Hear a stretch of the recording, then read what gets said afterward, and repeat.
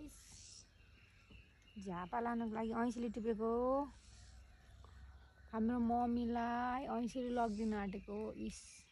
तर काँडाले घोड्दो रहेछ गाइस टिप्न नजान्दा चाहिँ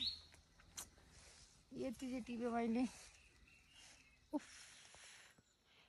फ्रेस ऐँसीले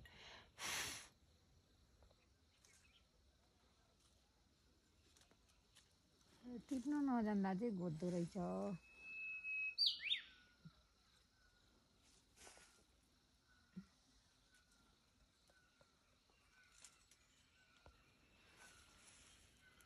हाम्रो मम्मीलाई हो मम्मीले ऐँसिलु भन्नुहुन्छ ल ऐँसिलु पाको बनराते खै के पो भन्थ्यो पालम पनि